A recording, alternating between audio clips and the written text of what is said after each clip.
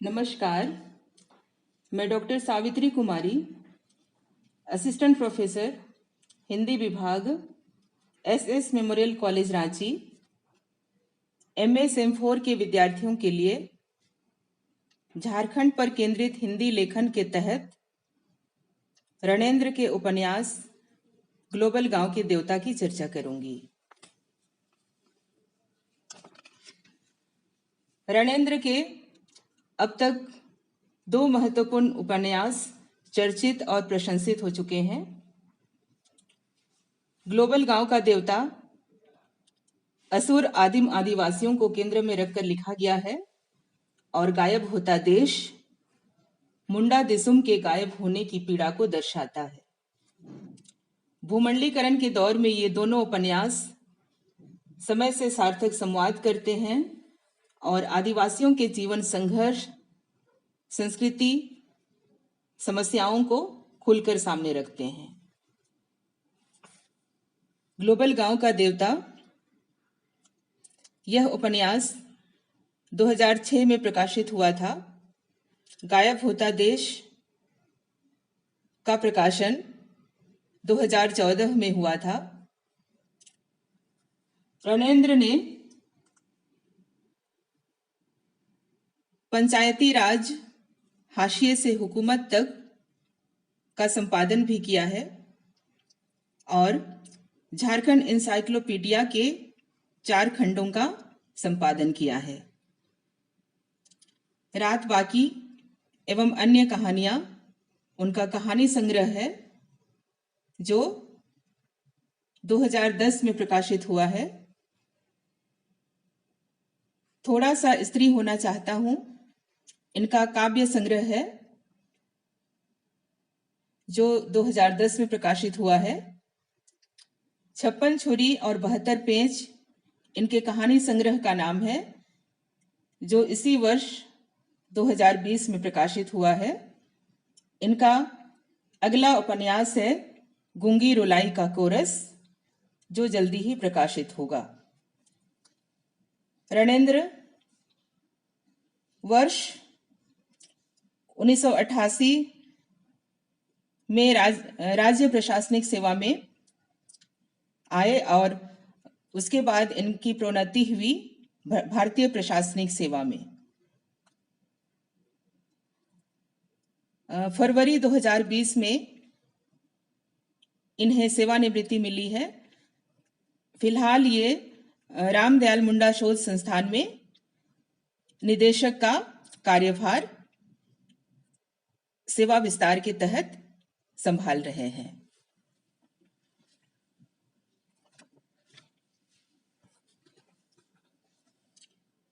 रणेंद्र ने विज्ञान से स्नातक किया है।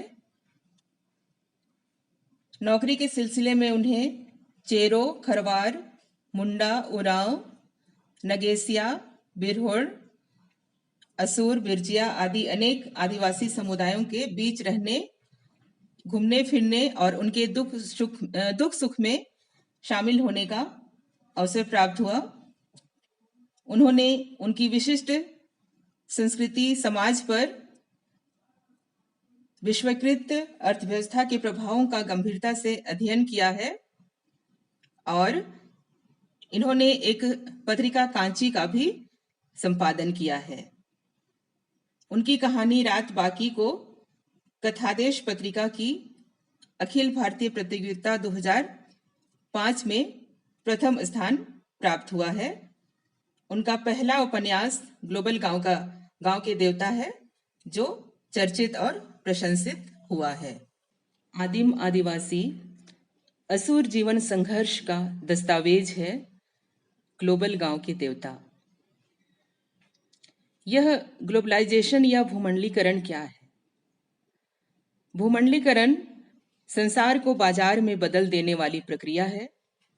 भूमंडलीकरण संसार को विश्वग्राम या ग्लोबल गांव का रूप दे रहा है। अब प्रश्न उठता है, ये असुर कौन है? भारत के 645 आदिवासी समुदायों में 75 आदिवासी समुदाय आदिम आदिवासी हैं।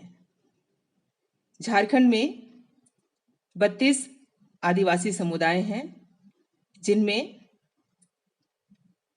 बिरहोड़, असुर, बिरजिया, कोरबा, नगेसिया, परहिया, माल पहाड़िया, सबर आदिम आदिवासी समुदाय हैं। इन्हें कृषि आधारित जीवन भी मयसर नहीं है। जंगल पर आधारित ये जीवन जीते हैं, परंतु ये शिल्पी हैं, कारीगर भी हैं। रणेंद्र का आदिवासियों से संपर्क कैसे हुआ?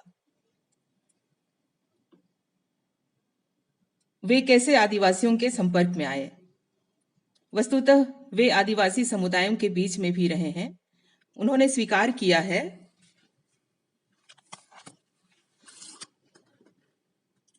1988-89 से आदिवासी ग्रामों, प्रखंडों में मेरे पदस्थापन ने राजेंद्र यादव के शब्दों में मध्यम वर्गीय आत्मग्रस्तता, जड़ता, सड़ांध से बाहर निकालने का अवसर प्रदान किया। स्वभावतः उस समुदाय में घुलने मिलने के क्रम में उनके वैशिष्ट्य से परिचय हुआ। एक अलग तरह की अनुभूति, एक अद्भुतता का एहसास, जिसमें एक दशक तक डूबने के बाद पूरी दुनिया को उससे परिचय कराने की व्यग्रता ही मेरी रचनाशीलता की धुरी बनी।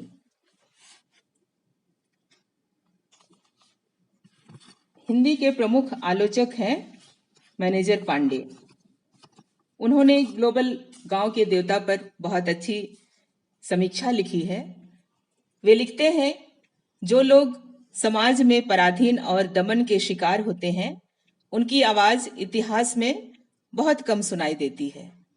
अमेरिका की अश्वेत कथा लेखिका टॉनी मॉरिसन कहती हैं, इतिहास जहां मौन होता है, वहीं साहित्य मुखर होता है। मैं जो कुछ लिखती हूं, वह साहित्य भी है और इतिहास भी। हम ऐसे देश में रहते हैं जहां अतीत मिटाया जाता है और भविष्य निर्दोष हुआ करता है। मैनेजर पांडे लिखते हैं कि ग्लोबल गांव के देवता टोनी मॉरिसन की कथा दृष्टि की परंपरा का उपन्यास है, जिसमें असुर समुदाय के जीवन और संस्कृति के अदृश्य इतिहास की भूली बिसरी पगडंडियों के ज्ञान और उस समुदाय के स्त्री पुरुषों की जिंदगी की यातनाओं के प्रति गहरी संवेदनशीलता के ताने बाने से बुना हुआ आख्यान है।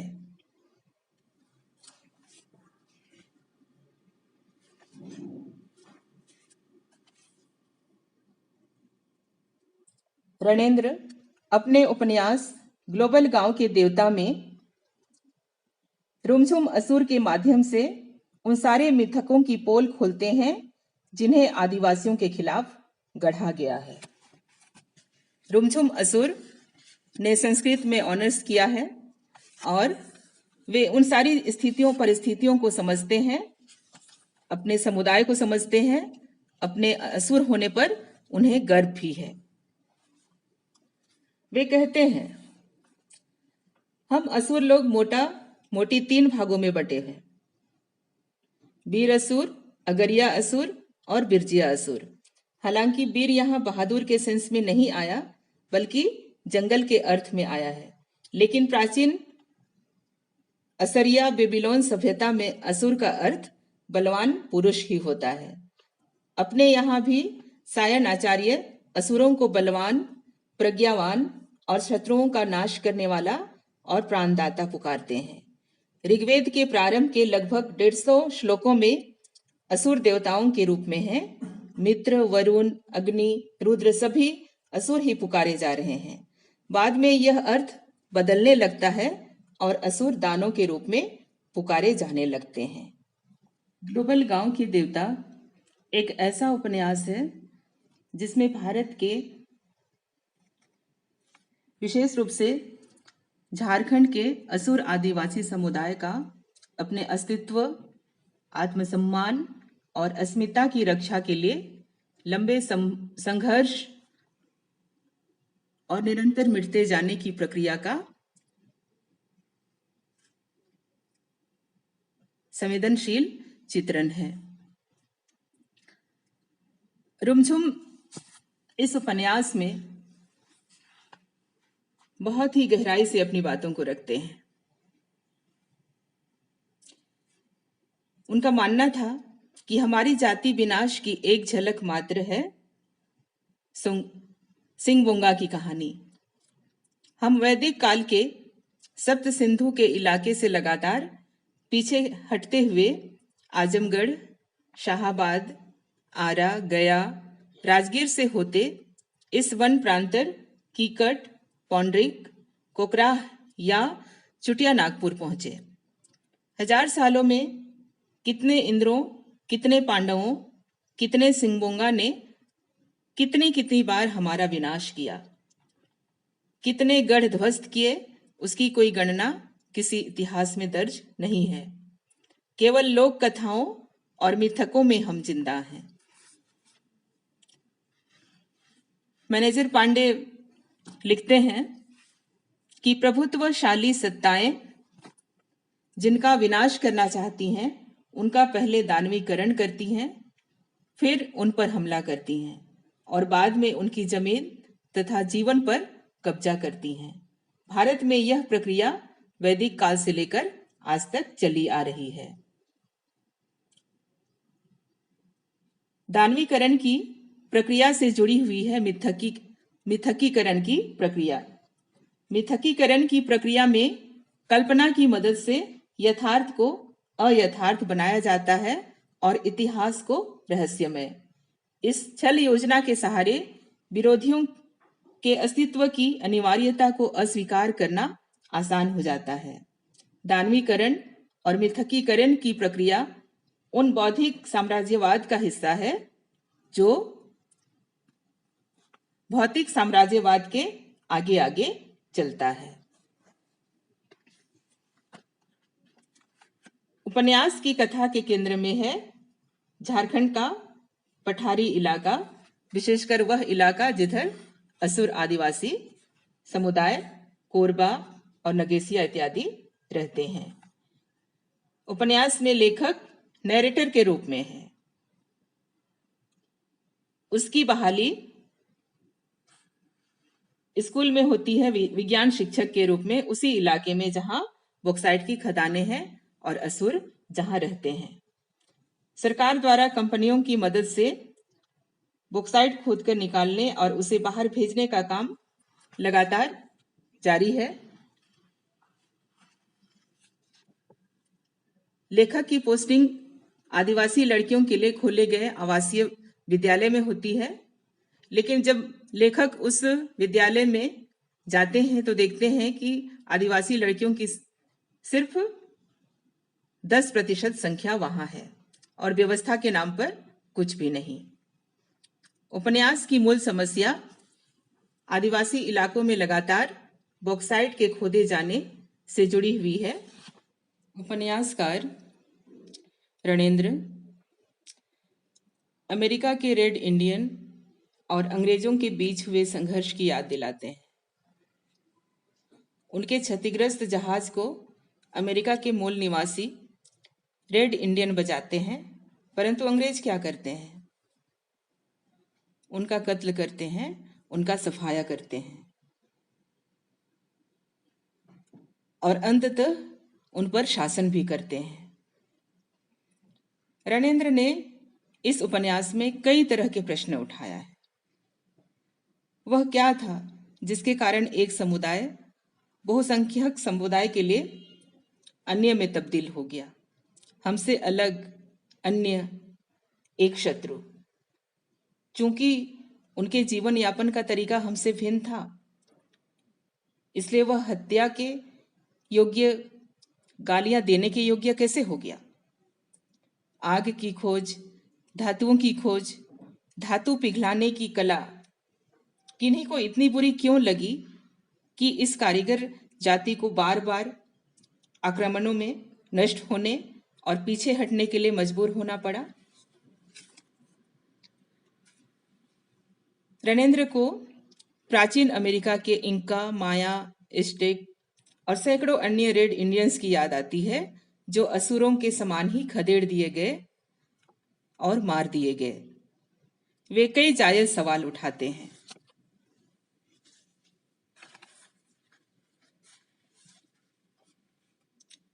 असुर क्षेत्र में बॉक्साइट खनन का कार्य बहुत तेजी से होता है।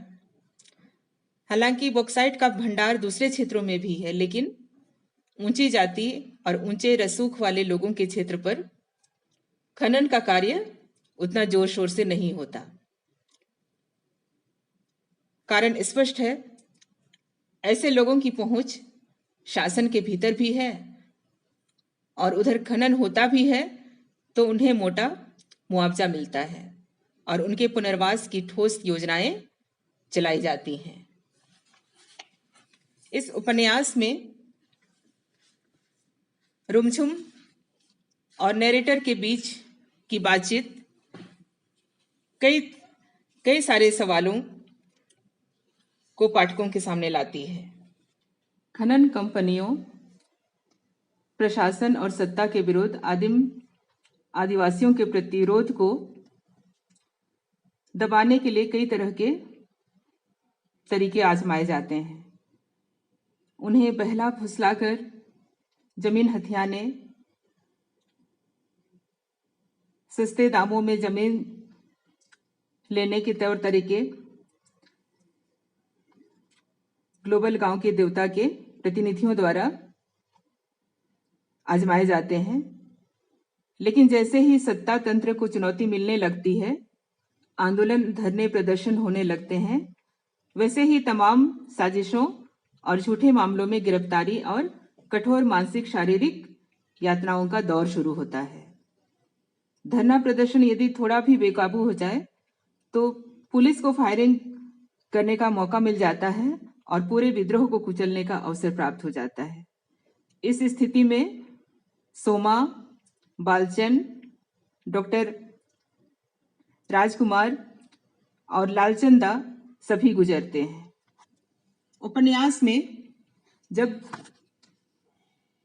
भेड़िया अभयारण्य की स्थापना की बात होती है आदिवासी क्षेत्र में, तो सरकार की मंशा साफ तौर पर समझ में आती है। जब आदिवासियों का अस्तित्व खतरे में है उस क्षेत्र में, तो ऐसे में आदिवासियों की चिंता न करके भेड़िया को बचाने की चिंता सरकार की मंशा को स्पष्ट करती है।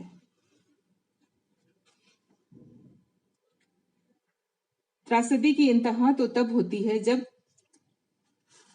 केंद्रीय चरित्र लालचन असुर पुलिस या जुल्म का शिकार होता है और लालचन जब पुलिस या जुल्म का शिकार होता है तो कई तरह की बातों को उपन्यासकार पाठक के सामने रख पाते हैं और अखबार में इस बात की जरा भी चर्चा नहीं होती। अखबार भी पूंजीपतियों का, ग्लोबल गांव के देवताओं का ही साथ देते हैं।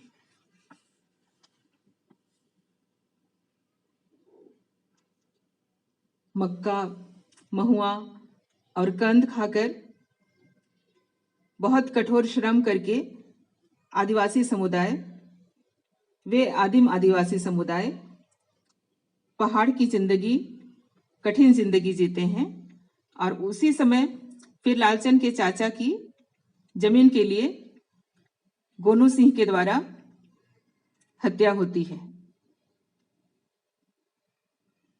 इन हत्याओं, प्रताड़नाओं से असहाय इस समुदाय की बेचैनी नैरेटर इन शब्दों में करते हैं, यह केवल एक लालचन दा के चाचा की हत्या का सवाल नहीं था और न किसी असुर पर पहली बार या आखिरी बार आक्रमण हुआ था, न यह पहली बार जमीन के टुकड़े के लिए हत्या हुई थी। यह हजारों हजार साल से चल रहे अघोषित युद्ध की नवीनतम कड़ी मात्र था। कटे सिर ने हमारी काल और देश की समझ को गड़बड़ा दिया था। समझ में ही नहीं आ रहा था कि हम वैदिक काल में हैं कि 21वीं सदी में। वर्तमान अतीत में ढलता जा रहा था और अतीत की काली परत वर्तमान में नजरों के सामने नाच रही थी। वह क्या था जिसके कारण एक समुदाय बहुसंख्यक समुदाय के लिए अन्य में तब्दील हो गया था। नरेटर कई तरह के प्रश्न उठाते हैं।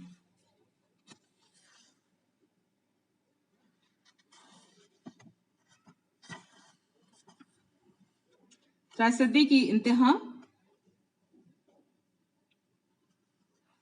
को देखते समझते हुए रुमझुम असुर प्रधानमंत्री के नाम एक खत लिखते हैं जिसमें इस उपन्यास की मूल समस्या अपने आप बयान होती है। वे लिखते हैं, आदरणीय प्रधानमंत्री महोदय, शायद आपको मालूम हो कि हमारा असुर समाज निजाम के इस मानवीय चेहरे की तलाश हजारों सालों से करता रहा है। हमारे पूर्वजों ने जंगलों की रक्षा करने की ठानी तो उन्हें राक्षस कहा गया। खेती के फैलाव के लिए जंगलों के काटने जलाने का विरोध किया तो दुष्ट दैत्य कहलाए। उन पर आक्रमण हुआ और लगातार खदेड़ा गया। लेकिन 20वीं सदी की हार हमारी असुर जाति की अपने पूरे इतिहास में सबसे बड़ी हार थी। इस बार कथा कहानी वाले सिंगमुंगा ने नहीं, टाटा जैसी कंपनियों ने हमारा नाश किया। उनकी फैक्ट्रियों में बना लोहा, कुदाल, खुरपी, गैता, खंती सुदूर हाटों तक पहुंच गए। हमारे गलाए लोहे के औजारों की कुछ पूछ खत्म हो गई। लोहा गलाने का हजार साल का हमारा हुनर धीरे धीरे खत्म हो गया। मजबूरन पाट देवता की छाती पर हल चलाकर हमने खेती शुरू की। किंतु बॉक्साइट के वैध अवैध खदान विशालकाय अजगर की तरह हमारी जमीन को निगलता बढ़ता आ रहा है। हमारी बेटियां और हमारी भूमि हमारे हाथों से निकलती जा रही है। हम यहां से कहां जाएंगे, यह हमारी समझ में नहीं आ रहा। महोदय, शायद आपको पता हो कि हम असुर अब सिर्फ 8-9 हजार ही बचे हैं। हम बहुत डरे हुए हैं। हम खत्म नहीं होना चाहते। भेड़िया अभयारण्य से कीमती भेड़िए जरूर बच जाएंगे श्रीमान, किंतु हमारी जाति नष्ट हो जाएगी। सच कहें तो हम बिना चेहरे वाले इंसान होकर जीना नहीं चाहते श्रीमान। हमें बचा लीजिए श्रीमान, हमारी आखिरी आस आप ही हैं। और क्या लिखूं, आपका ही रुमझुम असुर, कंदा पाट, पोस्ट कनारी, थाना कोयल बीघा, जिला बरवे, कीकट प्रदेश। नैरेटर जितनी बार इस चिट्ठी को, इस खत को पढ़ते हैं, मन उदास होता जाता है और मन ही मन संकल्प भी वे करते हैं कि किसी न किसी तरह यह चिट्ठी प्रधानमंत्री तक पहुंचनी चाहिए। उपन्यासकार ने गहन आत्मीयता से श्रम पूर्वक असुर आदिवासी समुदाय की कथा कही है। इस उपन्यास में कई पात्र हैं।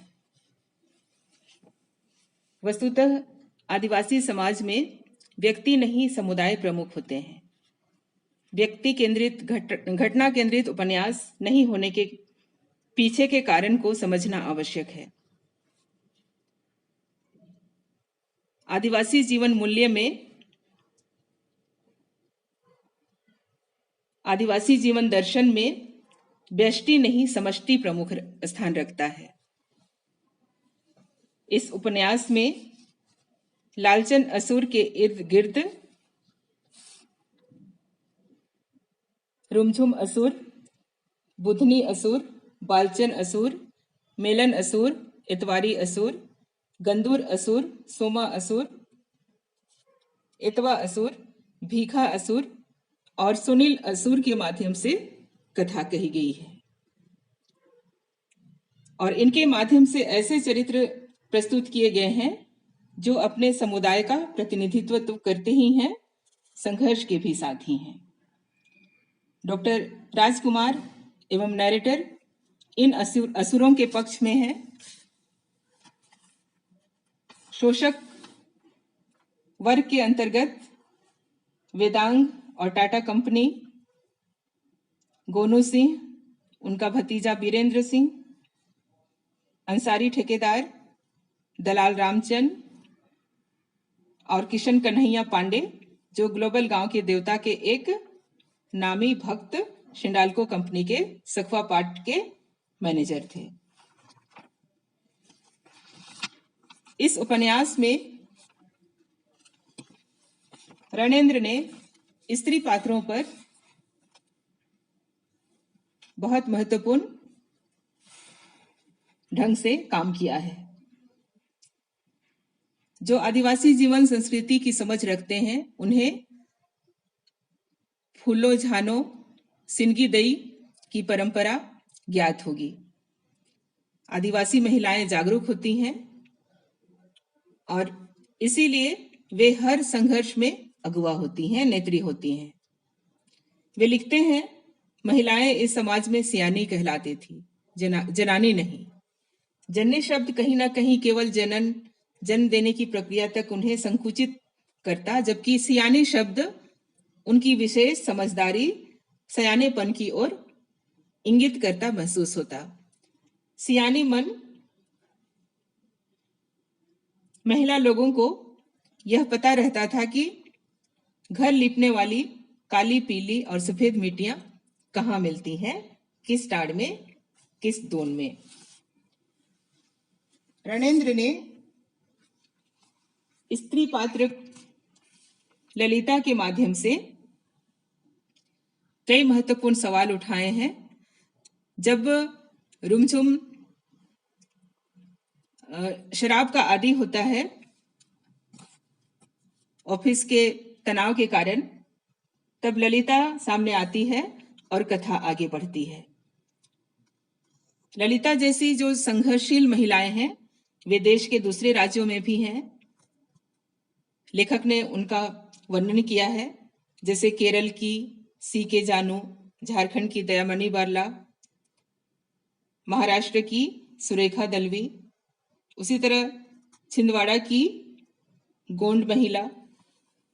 ये सारी महिलाएं जल जंगल जमीन के लिए संघर्ष कर रही हैं और उपन्यासकार की जो प्रवृत्ति है वह आदिवासी महिलाओं के प्रति बहुत ही अच्छी प्रवृत्ति है, उनकी अच्छी मानसिकता है। वे लिखते हैं कि धरती भी स्त्री, प्रकृति भी स्त्री, सरना माई भी स्त्री और उसके लिए लड़ाई लड़ती सत्यभामा, इरोम, शर्मिला, सी.के. जानू, सुरेखा दलवी और यहाँ पाठ में बुथनी दी और सहिया ललिता भी स्त्री। शायद स्त्री ही स्त्री की व्यथा समझती है। सीता की तरह धरती की बेटियां धरती में समाने को तैयार, शिकारी जो समझता रहे। इस उपन्यास में ग्लोबल गांव के दो देवताओं का उल्लेख है। पहला है विदेशी वेदांग, ग्लोबल गांव का बड़ा देवता।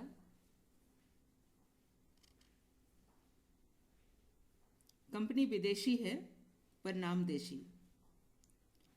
दूसरा देवता है टाटा, जिसने असुरों के लोहा गलाने और औजार बनाने के हुनर का अंत कर दिया है। ग्लोबल गांव के देवता उपन्यास में रणेंद्र ने असुर आदिवासी समुदाय के मिटते जाने या व्यवस्था द्वारा उन्हें मिटाए जाने के दौर में उम्मीद की किरण के रूप में लालचंद असुर, रुमझुम, ललिता असुर होते हुए सुनील असुर को देखा है।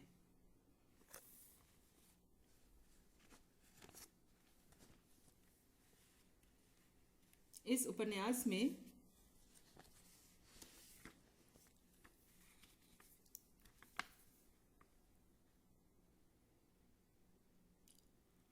सोमा जब जख्मी हालत में आता है तो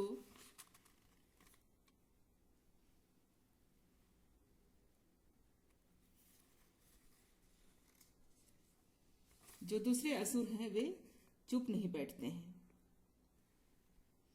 और ये तय किया जाता है कि पुलिस चौकी के सामने धरना दिया जाएगा संघर्ष समिति के लोगों के द्वारा। पुलिस चौकी के ठीक सामने लंबा चौड़ा बालचन, भीखा असुर, रुमझुम असुर अपने 3 साथियों के साथ बैठे थे। लेकिन जब उन्हें यह सुनना पड़ता है का खा के कोल कुकुर असुर बानर सब नेतागिरी करेगा, नेतागिरी का होता है, ये बुझता भी है, ये सब बाद में बालचंद असुर को गुस्सा आता है और फिर वह एक सिपाही पर टूट पड़ता है। तब पुलिस वालों को मौका मिल जाता है गोली चलाने के लिए। रुमझुम जो इस उपन्यास में सबसे समझदार असुर है, उसे गोली का शिकार होना पड़ता है भीखा असुर के साथ, बालचंद असुर के साथ, अन्य 3 असुरों के साथ। इस तरह इन असुरों के अंत से लड़ाई खत्म नहीं होती है। उसके बाद भी बुधनी और ललिता इस लड़ाई को आगे बढ़ाना चाहती हैं। रुमझुम की जो चिट्ठी नरेटर के पास पड़ी थी, जो उसने प्रधानमंत्री के नाम से लिखा था, और उसके द्वारा गाए गए गीत, सभी शब्द उनको याद आते हैं। नरेटर के अनुसार पाट के चप्पे चप्पे से, सखवा की हर डाल पत्ते से, लहकते रक्त पलाश से मुझे रुमझुम के गाए गीत के बोल सुनाई पड़ते रहते। और ये गीत के बोल क्या थे? हमारी रात भरपूर काली रात होने का आश्वासन हमें दे रही, उदास हवाएं दूर कहीं बिलाप कर रही, एक जख्मी हिरण अपने पीछे आते हुए शिकारी की आवाज सुनकर अपने आप को अपनी पूर्ण मृत्यु के लिए तैयार कर रहा है। अपनी पूर्ण मृत्यु। नरेटर को लगता है, क्या मृत्यु का भी कोई आकर्षण है? क्या मृत्यु का भी कोई आकर्षण है? नरेटर सोचते रहे, फिर क्यों न केवल कीकट प्रदेश के बरवे जिले में, बल्कि देश के कई कई राज्यों में हाशिए पर पड़े समुदाय संघर्षरत थे। क्या सभी अपनी अपूर्ण मृत्यु की ओर बढ़ रहे थे?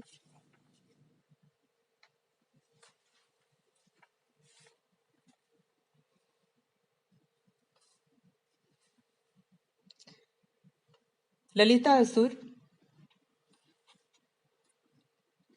रुमझुम के जाने के बाद नेतृत्व लेने के लिए आगे आती है। इतिहास की पढ़ाई ने उसे यह समझ दी थी कि राज्य राष्ट्र की हिंसा का कोई जवाब नहीं हो सकता।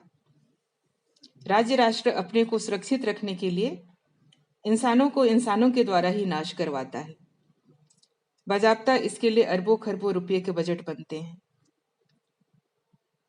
पूरे जीव जगत में ऐसे कम ही जीव होंगे जो अपनी ही प्रजाति से अपनी भूख मिटाते हों, किंतु राज्य राष्ट्र ने आदमी को ही आदमखोर बना दिया है, वह भी बिना किसी अपराध बोध के। पाथरपाट गोलीकांड के गुस्से में गांव वालों द्वारा की गई तोड़फोड़ आगजनी का गहरा पछतावा था ललिता के मन में। उसके कारण लड़ाई कमजोर हुई है। लड़ाई के मैदान से हम सब बाहर हो गए हैं। ललिता को लगता है कि ग्लोबल गांव के देवता कुछ ऐसी ही घटना का इंतजार कर रहे थे। उन्हें तो अपनी ताकत के एहसास कराने का मौका भर चाहिए था।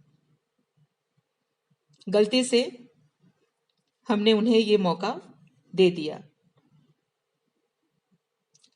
ये जो आकाशचारी देवता हैं, जब अपने आकाश मार्ग से या सैटेलाइट की आंखों से छत्तीसगढ़, उड़ीसा, मध्य प्रदेश, झारखंड आदि राज्यों की खनिज संपदा, जंगल और अन्य संसाधन देखते हैं तो उन्हें लगता है कि अरे, इन पर तो हमारा हक है। उन्हें मालूम है कि राष्ट्र राज्य तो वे हैं, तो हक उनका ही हुआ। सो इन खनिजों पर जंगलों में घूमते हुए लंगोट पहने असुर, बिरजिया, उरांव, मुंडा आदिवासी दलित सादान दिखते हैं तो उन्हें बहुत कोफ्त होती है। जख्मी हिरने पूर्ण मृत्यु के लिए शिकारियों का इंतजार भर कर रहे हैं।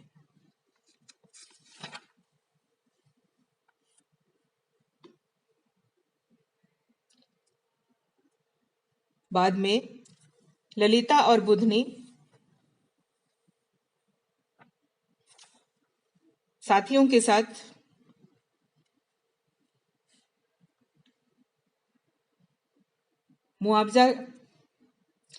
मुआवजा के लिए, पुनर्वास के लिए 37 गांवों के ग्रामीणों की व्यवस्था किए बिना घेराबंदी को रोकने के लिए जब वे लोग आगे बढ़ते हैं तो रास्ते में लैंड माइन्स बिछाई गई थी और बातचीत के लिए जाते ललिता, बुधनी दी, गंदूर, इतवारी, लालचंद दा के बाबा और 15 लोगों की धज्जियां उड़ जाती हैं। पाथरपाट के गोलीकांड के बाद की घटना फिर घटी। अब इधर ग्लोबल गांव के देवता खुश थे। जो लड़ाई वैदिक युग में शुरू हुई थी, हजार इंद्र जिसे अंजाम नहीं दे सके थे, ग्लोबल गांव के देवताओं ने वह मुकाम पा लिया था। इधर पाट पर जहां जहां पिघला लोहा बहा था, वहां पलाश का जंगल लहलहा रहा था।